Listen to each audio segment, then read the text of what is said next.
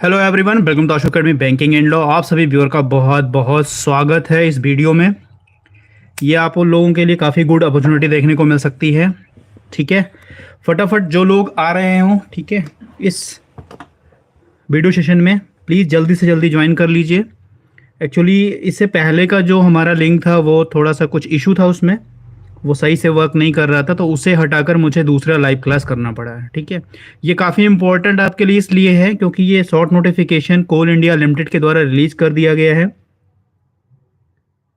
ठीक है, इसमें हम लोग देखेंगे यहाँ पर कि क्या उसकी क्वालिफिकेशन होगी, पहले से आप लोग पता होगा। तो जो स्टूडेंट इसके लिए एलिजिबल होंगे, ठीक है, वो इस फॉर्म को भरेंगे और अपनी प्रिपरेशन करेंगे।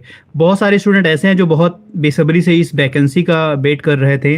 जो प्रीवियस 2022 में जो हुआ था इसका पेपर, ठीक है, उसमें इन लोगों ने क्या हुआ, पेपर दिया था, तो वो स्टूडेंट वेट कर रहे थे इनका। और बाकी जो न्यू स्टूडेंट है हमारे, ठीक है, वो भी इस वैकेंसी का वेट कर रहे थे। तो इस बारे में हम लोग बात करेंगे, क्वालिफिकेशन क्या होगा इसका, एज का क्या होगी, सिलेबस क्या होगा, फीस की कितनी है, प्रीवियस कट ऑफ कितनी गई थी। तो इससे आपको एक आइडिया मिलेगा, ठीक है, एक आइडिया आपको मिलेगा कि कैसे हम इसकी प्रिपरेशन करेंगे और किस हिसाब से इसका जो है हमारा और क्या इसका फोकस होगा, क्या क्या चीज़ें हम इसके लिए प्रिपेयर करेंगे। जब जो कि सिलेबस जब हमें पहले पता चल जाएगा तो ये हमारे लिए काफ़ी अच्छी चीज़ रहेगी। तो सभी का वेलकम है, सभी का स्वागत है। मोहित जी गुड इवनिंग, श्रीकांत जी बिल्कुल आपके लिए भी काफ़ी इंपॉर्टेंट इन्फॉर्मेशन हो सकती है अगर आप कोल इंडिया लिमिटेड के लिए प्रिपरेशन कर रहे हैं तो। ठीक है, तो थोड़ी देर वेट कर लेते हैं, ज्वाइन कर लेने दीजिए कुछ लोगों को, क्योंकि पहले वाला लिंक जो है वो एक्सपायर हो गया है, उसमें कुछ इशू था। ये सेकंड लिंक है जो आपको यहाँ पर देखने को मिल रहा है। ठीक है,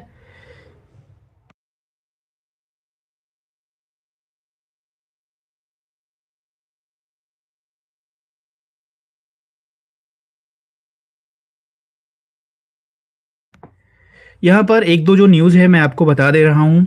जो स्टूडेंट आईबीपीएस एसओ का मेंस दिए हैं, ठीक है, उनका रिजल्ट जो है, ठीक है, आईबीपीएस एसओ लॉ का जो मेंस का रिजल्ट है ना, वो आपको नेक्स्ट वीक, ठीक है, देखने को मिलेगा। यानी नेक्स्ट वीक में आपका आईबीपीएस एसओ लॉ ऑफिसर का मेंस का वो रिजल्ट आ रहा है। यानी उसमें जो बच्चे होंगे वो किस लिए क्वालिफाई होंगे, वो क्वालिफाई होंगे इंटरव्यू के लिए। ठीक है, शॉर्ट लिस्टेड फॉर इंटरव्यू होंगे वो। ठीक, तो नेक्स्ट वीक आपका रिजल्ट आ जाएगा। जो बहुत बेसब्री से वेट कर रहे हैं आईबीपीएस एसओ लॉ ऑफिसर का, ठीक है, उनका रिजल्ट जो है नेक्स्ट वीक देखने को मिलेगा। तो जो भी स्टूडेंट ने अच्छा किया है, ठीक है, मेंस में, जिनका भी मेंस अच्छा हुआ है, अब अच्छा कैसे कह सकते हैं, जिनके भी 40 प्लस नंबर आ रहे हैं, ठीक है, वो तो प्रिपेयर बिल्कुल करें अपने इंटरव्यू के लिए। ठीक, वो इंटरव्यू के लिए प्रिपेयर बिल्कुल करें, अच्छे से करें। तो नेक्स्ट वीक आपका इंटरव्यू जो है शॉर्ट लिस्टेड का जो है वो आ जाएगा। ठीक है,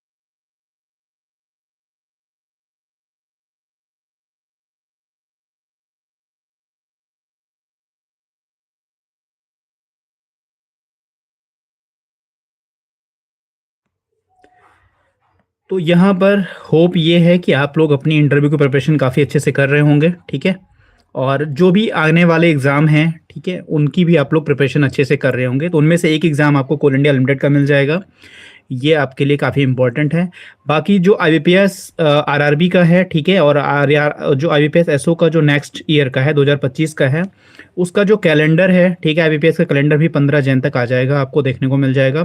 तो उसमें आपको कम से कम ये देखने को मिलेगा कि जो डेट है आपकी, जो आईबीपीएस आरआरबी स्केल 2 की, ठीक है, उसकी एग्जैक्ट एग्जामिनेशन डेट कब होगी, सितंबर मंथ में होती है। तो ये फर्स्ट वीक में होगी, सेकंड वीक में होगी, थर्ड वीक में, ये भी आपको देखने को मिलेगा। और जो आईबीपीएस एसओ जो भी आप लोगों ने दिया है मेंस का एग्ज़ाम, इसका जो है नेक्स्ट अक्टूबर में या नवंबर में, ठीक है, कब इसका जो है एग्ज़ाम डेट देखने को आपको मिलेगा।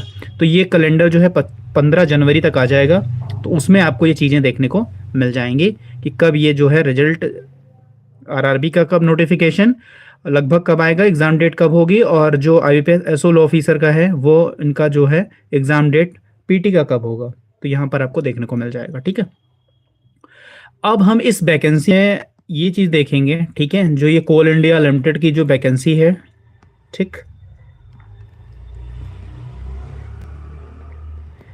बाकी आपके जो भी प्रश्न हो आईबीपीएस एसओ से रिलेटेड, ठीक है, वो आप पूछ सकते हैं।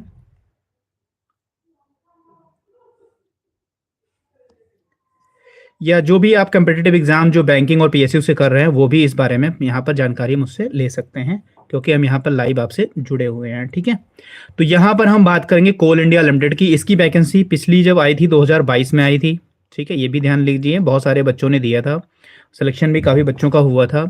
तो ये जो कोल इंडिया लिमिटेड होती है, ये मैनेजमेंट ट्रेनिंग लीगल की होती है, काफ़ी अच्छी जॉब है। ठीक है, अच्छी जॉब है, इसे आप अगर मिलता है तो काफ़ी आपके लिए बेनिफिट होगा। तो अभी कोल इंडिया लिमिटेड के द्वारा शॉर्ट नोटिफिकेशन रिलीज किया गया है। हम क्या क्या देखेंगे, क्वालिफिकेशन क्या होगा, एज क्या होगा, सिलेबस क्या होगा, फ़ी कितनी होगी और प्रीवियस कट ऑफ कितने होंगे। ठीक है, एक एक करके हम यहाँ पर देखते हैं। तो सबसे पहले हम लोग एजुकेशन क्वालिफिकेशन देखेंगे यहाँ पर। ठीक है, आई होप आप लोगों को अच्छे से दिखाई दे रहा होगा। अगर नहीं दिखाई दे रहा है तो मुझे कमेंट ज़रूर करिएगा कि हाँ ये विजुअल नहीं है। ठीक है, आई होप सब कुछ अच्छे से दिखाई दे रहा होगा।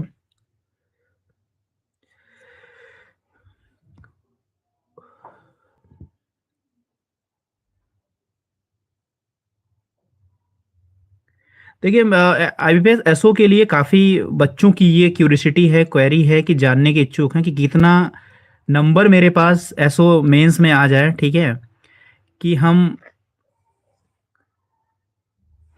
इंटरव्यू के लिए शॉर्ट लिस्ट हो जाएं। ठीक है, तो जिनके भी 40 प्लस आ रहे हैं, ठीक है, जिनके भी 40 प्लस आ रहे हैं, ठीक है, वो शॉर्ट लिस्टेड फॉर इंटरव्यू हैं, ये जान लीजिए, शॉर्ट लिस्टेड फॉर इंटरव्यू 100% हैं।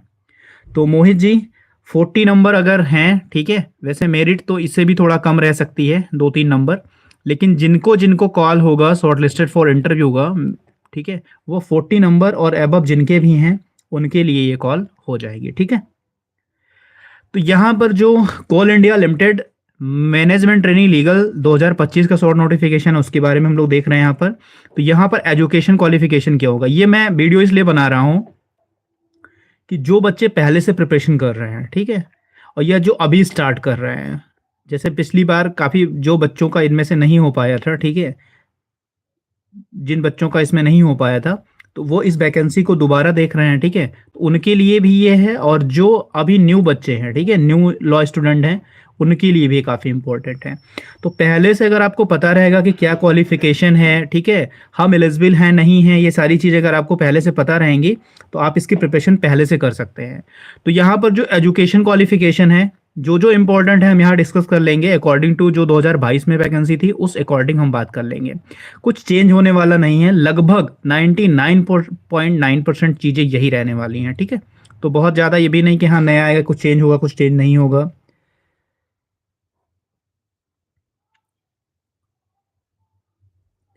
देखिए, अलग अलग कट ऑफ जो है देना बहुत मुश्किल है। हमने ये यूआर की कट ऑफ बताई है, तो 2, 3, 4 नंबर 5 नंबर आप जो है नीचे कर ऊपर नीचे कर लीजिए। ठीक है,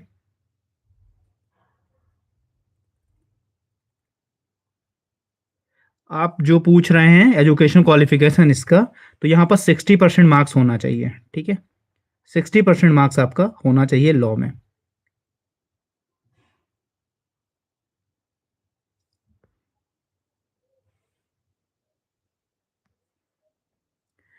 तो ये जो है आपका एजुकेशन क्वालिफिकेशन जो होना चाहिए, वो होना चाहिए आपकी लॉ की डिग्री होनी चाहिए।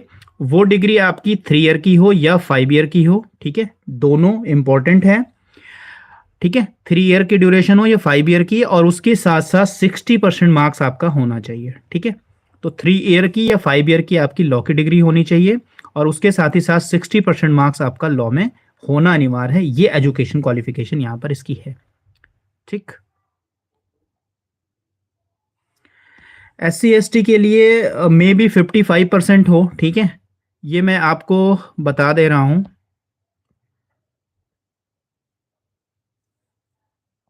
ठीक है, आप वीडियो देखिए, थोड़ा सा वेट करिए, लास्ट में मैं आपको बता दूंगा। SC ST के लिए आई थिंक, ठीक है, SC ST के लिए और जो PWD के लिए होते हैं, ठीक है, PWD इनके लिए 55% मे बी। ठीक है, अभी मैं लास्ट में ये क्लियर कर दे रहा हूँ। ठीक है, मे बी 55% मार्क्स हों। बाकी सबके लिए, चाहे वो UR हो, EWS हो, ठीक है, OBC हो, इस कैटेगरी में जितने भी लोग हैं, ठीक है, उनके लिए 60% मार्क्स इस बार भी देखने को मिलेगा। बिल्कुल वेट करिए, हम एक एक चीजें जो भी इंपॉर्टेंट हैं आपके एग्जाम के लिए, ठीक है, वो सब कुछ यहाँ पर हम आपको सिलेबस वगैरह, एज वगैरह सब कुछ प्रोवाइड कर दे रहे हैं। ठीक है, टोटल कितनी वैकेंसी होगी वो भी आपको जो एक एक्सपेक्टेड हम बता देंगे। ठीक है, कितनी वैकेंसी इस बार होगी। 2022 में 54 थी टोटल, 54 वैकेंसी थी। और 2022 से देखिए 2024 खत्म हो गया, नहीं 2 साल से ज़्यादा हो गया है। ठीक है, 25 आ गया है, तो वैकेंसी कितनी होगी वो भी मैं आपको बता दूंगा। तो पहली चीज़ें आपकी क्लियर हुई कि लॉ की डिग्री होनी चाहिए और 60% मार्क्स होना चाहिए। ठीक है, और ये 55 वाला मे भी है, अभी लास्ट में ये मैं आपको कंफर्म कर देता हूं। दूसरी चीज, सबसे पहली चीज देखें, सिलेक्शन प्रोसीजर क्या है इनका। ठीक है, सिलेक्शन प्रोसीजर क्या है।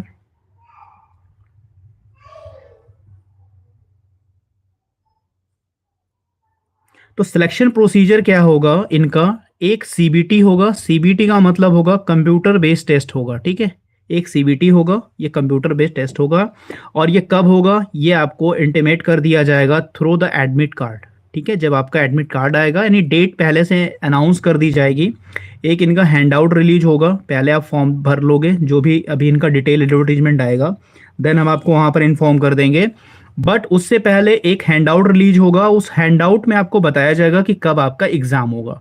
ठीक है, एग्जाम डेट उसमें मेंशन रहेगी आपकी। ठीक है, तो यहाँ पर एक CBT होगा आपका, और जो आपका एडमिट कार्ड होगा उसमें ये डेट अनाउंस कर देंगे और आपको मेल के द्वारा भी जो है ये इंफॉर्मेशन मिल जाएगी। बाकी एडमिट कार्ड वगैरह जो होगा आप वेबसाइट से डाउनलोड कर सकते हैं। उसके बाद हम चलते हैं कंप्यूटर बेस्ड ऑनलाइन टेस्ट। ठीक है, ये काफी इंपॉर्टेंट है, क्योंकि जो हमारा सिलेबस होता है, ठीक है, सिलेबस होता है यही इंपॉर्टेंट है, हमारा प्रिपेयर है या नहीं है, ये सबसे बड़ी बात होती है। ठीक है, सबसे बड़ी बात यही है, प्रिपेयर है कि नहीं है, यही चीज हमें को देखना है। बाकी एजुकेशनल क्वालिफिकेशन लगभग बच्चों का होता है। कुछ बच्चे होते हैं जिनके 60% मार्क्स नहीं होते हैं, या जिनकी एज नहीं होती, 1-2 साल ज़्यादा हो गई है, उनके लिए थोड़ी प्रॉब्लम होती है। तो यहाँ पर जो CBT आपका होना है, ठीक है, वो 2 पेपर में होना है। बहुत केयरफुली आप लोग यहाँ देख लीजिए, एक पेपर 1 होना है, एक पेपर 2 होना है। ठीक है, और दोनों का जो होगा 100 मार्क्स ईच होंगे। ठीक, पेपर 1 में क्या क्या चीज़ें आएंगी, यहाँ पर देखिए, पेपर 1 में क्या क्या चीज़ें आएंगी। जनरल नॉलेज होगा आपका, ठीक है, यानी GK होंगे, और जनरल अवेयरनेस होगा। रीजनिंग होगा आपका, न्यूमेरिकल एबिलिटी होगा, और जनरल इंग्लिश होगा। ठीक है, कितने सब्जेक्ट हो गए, 1 subject, 2 subject, 3 subject and 4 subject. तो जो पेपर 1 होगा, उस पेपर 1 में आपके टोटल 4 सब्जेक्ट आने हैं, और ये है जनरल अवेयरनेस यानी general knowledge, reasoning, numerical ability यानी मैथ, और जनरल इंग्लिश। ये पहले पेपर में आपको, ये पहला पेपर आपको देखने को मिलेगा जिसमें 4 सब्जेक्ट होंगे। ठीक है, नाउ सेकेंड पेपर जो होगा, ये मेरा पेपर काफ़ी इंपॉर्टेंट है। क्यों इंपॉर्टेंट है, कि हमारा जो प्रोफेशनल नॉलेज, जो मेरा डिसिप्लिन है, यानी हमारा जो डिसिप्लिन रिलेटेड है लॉ से, ठीक है, लीगल से हमारा डिसिप्लिन रिलेटेड है।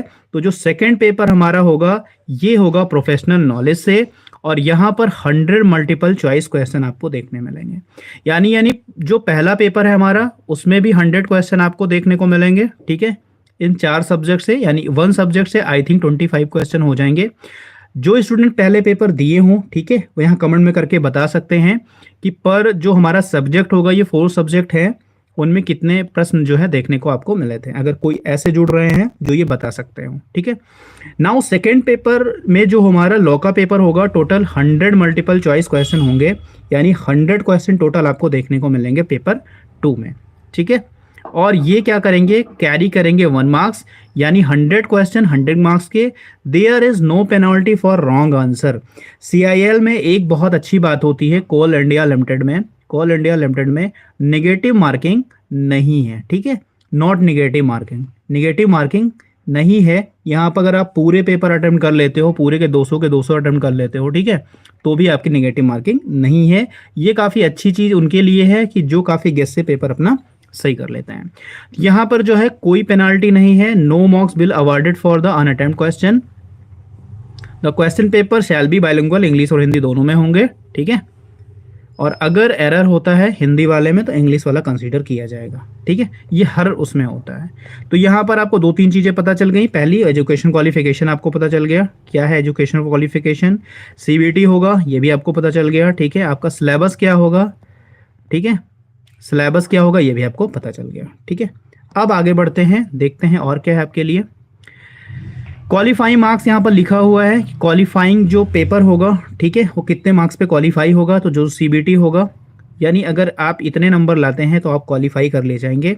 अगर आप यूआर और ईडब्ल्यूएस कैटेगरी के हैं तो 40 मार्क्स ईच पेपर, ठीक है, 40 मार्क्स ईच पेपर आप जो है क्वालिफाई, नहीं पहले पेपर के लिए 40 मार्क्स और नाउ सेकेंड पेपर के लिए भी 40 मार्क्स, ठीक है। ईच पेपर के लिए 40 मार्क्स, ये के लिए 35 मार्क्स, SC ST PW के लिए भी 35 मार्क्स है, यानी एक पेपर के लिए भी 40% मार्क्स, यानी 40% EWS और जनरल के लिए है, ठीक है। तो ये हो गया आपका क्वालिफाइंग मार्क्स कितने होंगे। एप्लीकेशन फ़ी सुनकर आप लोग खुश हो जाएंगे, ठीक है, कि यहाँ पर SC ST PW के लिए बात मैं करूँगा, ठीक है। बाकी तो जनरल और यूआर के लिए पूरा पूरा लगेगा। जनरल और ओबीसी के लिए जो फ़ी थी पिछली बार वो 1000 रुपीज़ प्लस जो जीएसटी होता है 180 रुपीज़, वो टोटल होगी 1180, यानी 1180 रुपये टोटल फ़ी आपको पे करना पड़ेगा, ठीक है।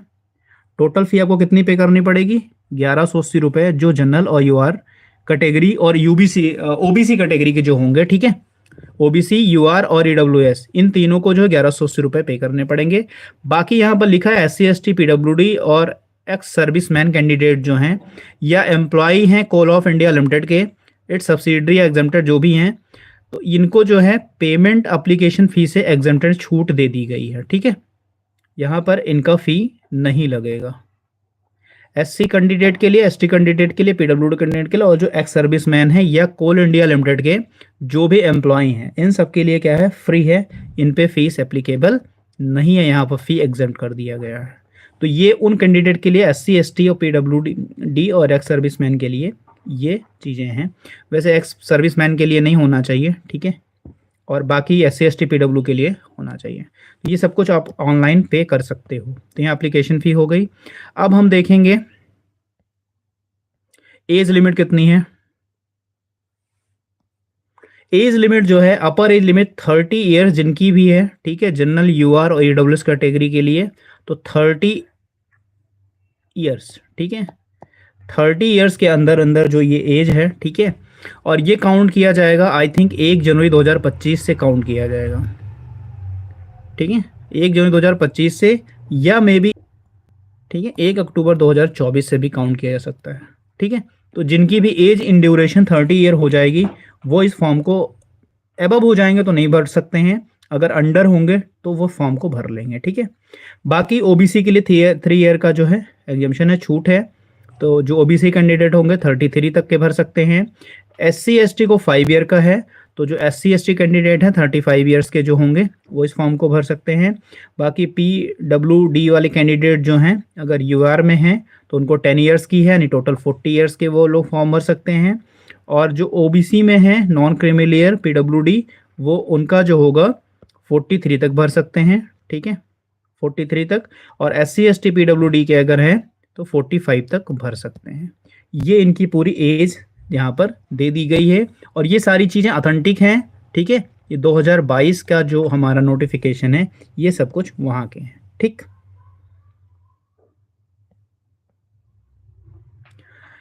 अब हम देखते हैं कि जो प्रीवियस ईयर कट ऑफ गई थी, ठीक है, 2022,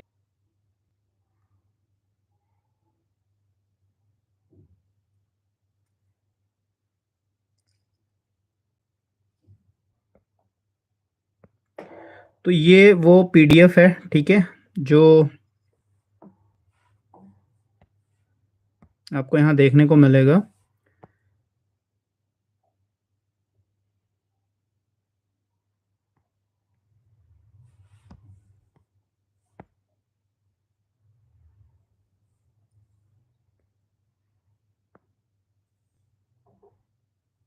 ये पीडीएफ है, यहाँ पर देख सकते हैं, कोल इंडिया लिमिटेड का, ठीक है।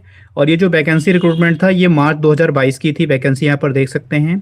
और यहाँ पर जो कैटेगरी वाइज दी गई है ना, पूरा का पूरा कैटेगरी वाइज सीबीटी स्कोर दे दिया गया, कौन से कैंडिडेट कितने में जो है क्वालिफाई हुए थे, ठीक।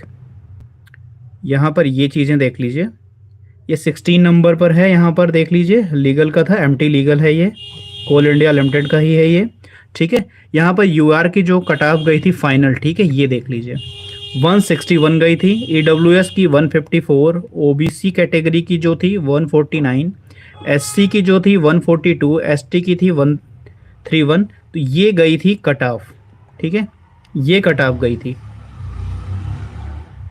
यहाँ पर आप देख सकते हैं।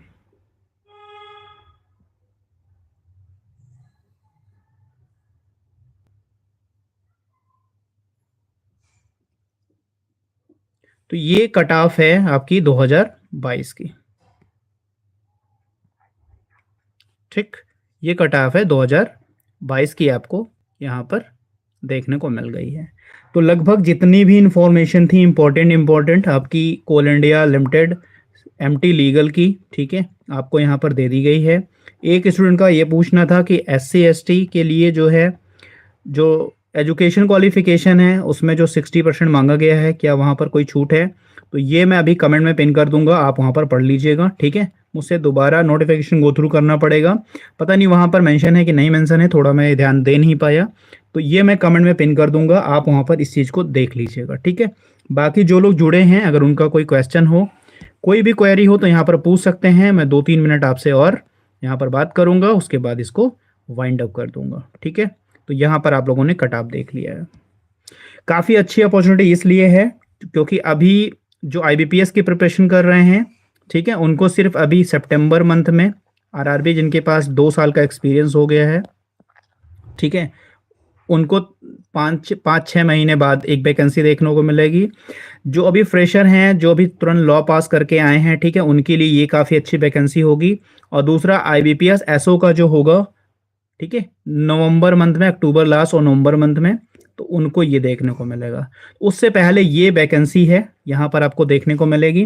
पिछली बार 54 थी, ठीक है, सीट जो थी, हाँ सीट के लिए बात कर लेते हैं, कितना अनुमानता आ सकता है, तो 54 तो नहीं आएगी, लेकिन ये 20-25 अप्रॉक्स सीटें रह सकती हैं, ठीक है, बहुत ज़्यादा सीटें नहीं आएंगी, क्योंकि ऐसा नहीं कि 2 साल में बिल्कुल लोग खाली हो गए, सबका प्रमोशन हो गया, ऐसा नहीं है, ठीक है। तो मे बी अप्रॉक्स हम लगा सकते हैं 20-25 तक, ये 10 भी हो सकता है, 10-15 भी हो सकता है, बट इससे ज़्यादा सीटें नहीं रहेंगी, ये बिल्कुल ऑथेंटिक होगा, ठीक है। बहुत ज़्यादा सीटें आपको 54 या 50 इस तरह नहीं देखने को मिलेंगी यहाँ पर।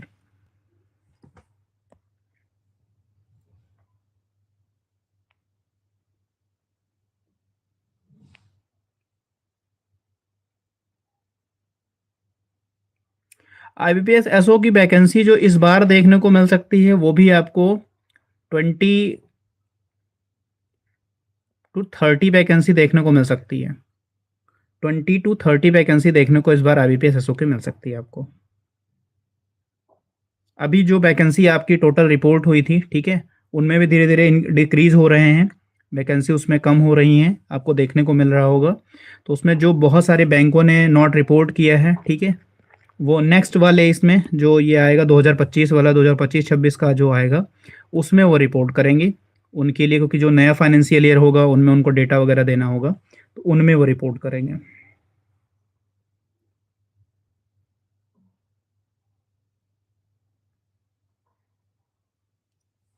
ठीक है। तो यहाँ पर आपको पूरा पूरा, यहाँ पर और भी जो कैंडिडेट होंगे वो एचआर वगैरह, इन्वायरमेंट वगैरह के, ठीक है, तो यहाँ पर देख सकते हैं, तो टोटल ये आपकी कट ऑफ थी, ठीक है। बाकी आपकी क्वेरी कोई हो तो पूछिए, 2-1 मिनट वेट करेंगे, उसके बाद इस सेशन को वाइंड अप करेंगे।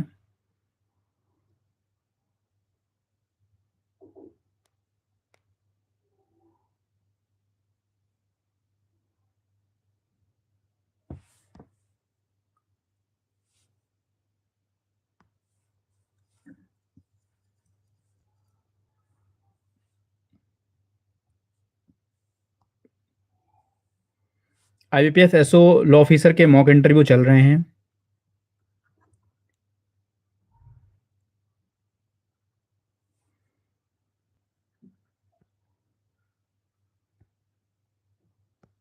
ठीक है, आईबीपीएस एसओ लॉ ऑफिसर के मॉक इंटरव्यू चल रहे हैं। ठीक है, अभी नेक्स्ट जो मॉक होने वाला है वो 11 और 12 जनवरी को होगा। ठीक है, तो जो भी स्टूडेंट पार्टिसिपेट करना चाहते हैं वो इस मॉक इंटरव्यू में पार्टिसिपेट कर सकते हैं। ठीक है, अपनी नॉलेज को, अपनी प्रेजेंटेशन को यहाँ पर, ठीक है, देख सकते हैं कि एकदम बिल्कुल गुड हैं आप, फिट फॉर इंटरव्यू हैं या नहीं हैं। ठीक है, या बहुत सारी कुछ चीज़ें आपको प्रैक्टिस करनी है, बहुत सारी चीज़ें आपको सीखनी हैं, कुछ अगर ऐसा है तो यहाँ पर सीख सकते हैं। नहीं, कहीं पे भी आप एक मॉक या अपनी प्रैक्टिस ज़रूर करिए एक।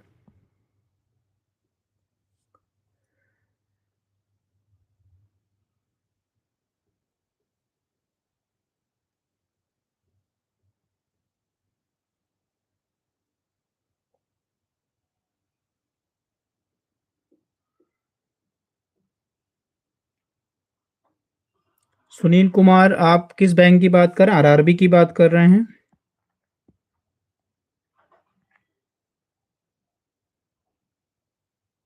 देखिए, रिजर्व लिस्ट में जो वैकेंसी रिपोर्ट होती है बहुत तो नहीं होती है। ठीक है, बहुत सारी बैंकों को तुरंत नीड नहीं हो जाती है, और वैकेंसी जो भी रिपोर्ट होती है वो न्यू ही रिक्रूटमेंट में सबसे ज़्यादा होती है। एक बात ये भी जान लीजिए, जो न्यू रिक्रूटमेंट आरआरबी का आएगा उसमें बैंक रिपोर्ट करती है।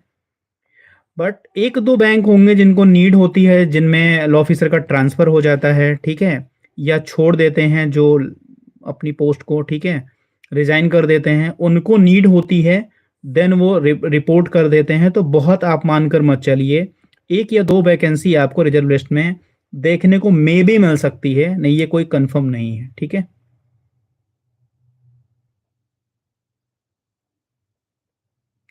मोहित सिंह 55% बता रहे हैं। ठीक है, आई थिंक इसी का बता रहे हैं, कोल इंडिया लिमिटेड एमटी लीगल का। अगर आप बता रहे हैं 55%, ठीक है, तो यही सही होगा। SC ST के लिए 55 होगा। ठीक है, और बाकी ये मैं पिन कमेंट कर दूंगा, तो जो स्टूडेंट को ये जानने का था वो वहाँ पर देख लेंगे। तो रिजर्व लिस्ट के लिए जो है एक से दो वैकेंसी, बहुत जिन भी मतलब बैंक को बहुत तुरंत नीड होगा, ठीक है, वो रिपोर्ट करेंगे। जैसे उन्होंने कहीं, जैसे किसी बैंक में किसी ने रिज़ाइन कर दिया, ठीक है, या उन्होंने उस पोस्ट को छोड़ दिया, या उनका ट्रांसफ़र कहीं और हो गया है, यहाँ पर वैकेंट है, तो वो आरआरबी में रिपोर्ट करेंगे। ठीक है, अपनी वैकेंसी को। तो एक और दो से ज़्यादा मत समझिए, एक हो जाए तो बहुत है, नहीं दो। ठीक है, जितने भी बैंक हैं वो सभी बैंक जो है न्यू रिक्रूटमेंट जो आते हैं, ठीक है, उनमें रिपोर्ट करते हैं, क्योंकि जो फाइनेंशियल ईयर होता है वहाँ पे उनको डेटा बना कर भेजना होता है कि हमारे यहाँ कितने लॉ ऑफिसर हैं, ये सारी चीज़ें हैं। ठीक है, तो ये सारा डेटा वहाँ पर होता है।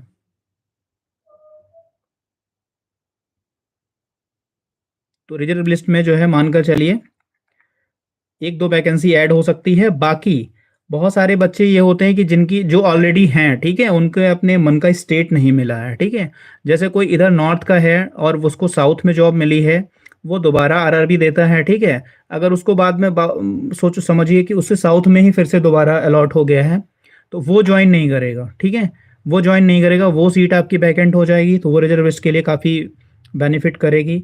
बहुत सारे हैं जिनके मन का स्टेट नहीं मिलता है या मन का प्लेस नहीं मिलता है, ठीक है, तो वो उसे लेफ्ट कर देते हैं, छोड़ देते हैं, ज्वाइन नहीं करते हैं। तो इस बात का ध्यान रखिए। तो जितने लोग छोड़ेंगे, ठीक है, वो पोस्ट जो है रिजर्वेशन के लिए काफ़ी बेनिफिशियल रहती है। उनमें क्या होगा कि वो उनको उसमें ज़्यादा से ज़्यादा चांसेस मिल सकते हैं। तो जो भी रिजर्व लिस्ट में हैं तो उनको यही आप प्रे कर सकते हैं कि 10 to 15 बच्चे तो रहते ही हैं जो दोबारा देते हैं। ठीक है, जो ऑलरेडी सिलेक्टेड हैं और उनका जो है मन का या तो प्लेस नहीं है, और या उनका स्टेट नहीं है, ठीक है। ये 2 रीज़न से वो दोबारा वैकेंसी को जॉइन नहीं करते हैं, ठीक है। क्योंकि ऑलरेडी अगर आप साउथ में हो, ठीक है, 1 ईयर या 2 ईयर से अगर आप जॉब कर रहे हो वहाँ पर, ठीक, तो अगर फिर से आप वहाँ पे किसी बैंक को जॉइन करते हो तो ये आपकी जो सीनियरिटी होगी ना वो चली जाएगी, वहाँ से फिर से आप फ्रेशर माने जाओगे और यहाँ पर फिर छोड़ने का कोई मतलब नहीं होगा। यहाँ पर आपका इंक्रीमेंट वगैरह अगर आपने JIB CIB वगैरह पास कर लिया तो इंक्रीमेंट भी आपका लग जाएगा। तो इसीलिए ये होगा कि जो बच्चे ज्वाइन नहीं करेंगे वो सीटें रिजर्व लिस्ट में काफ़ी बेनिफिशियल होंगी। सपोज करिए अगर 10 बच्चों ने नहीं ज्वाइन किया, ठीक है, ठीक, या 5 to 8 बच्चों ने नहीं ज्वाइन किया, उनके मन का स्टेट या प्लेस नहीं मिला, ऑलरेडी वो हैं RRB में, तो ये रिजर्व लिस्ट के लिए काफ़ी बेनिफिट हो सकता है, ठीक है। बाकी न्यूली वैकेंसी कोई ऐड रिपोर्ट नहीं करती हैं, वो ना के बराबर मानिए, ठीक है, शून्य के बराबर ही मानकर चलिए।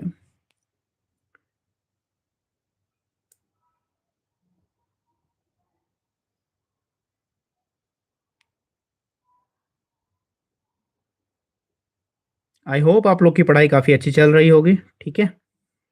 तो आप लोग अच्छे से अपनी पढ़ाई करिए।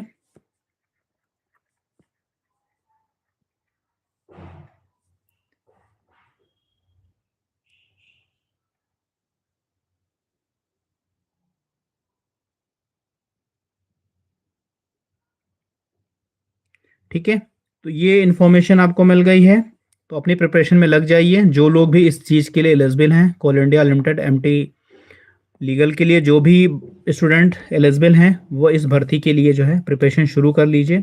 काफ़ी अच्छी जॉब है, ठीक है। एक ही एग्ज़ाम है आपका, बहुत सारे इसमें चरण नहीं है कि PT है मेंस है, ठीक है। तो कोई बहुत नहीं है कि PT है मेंस है, यहाँ पर सिंगल स्टेज का एग्ज़ाम है, ठीक है। तो इसकी प्रिपरेशन शुरू कर लीजिए, ठीक है। तो चलिए मिलता है नेक्स्ट वीडियो में। God bless you to all, thank you for watching. और वीडियो को लाइक ज़रूर कर दीजिएगा, ठीक है, और अपने दोस्तों के साथ शेयर जरूर। की प्रिपरेशन करते हों या जो अभी न्यूली लॉ करके आए हों उनके साथ share करिएगा, क्योंकि यही, ठीक है, उनके लिए भी बेनिफिट हो सकती है। हो सिलेक्शन हो जाए तो वो आपके लिए कभी आभार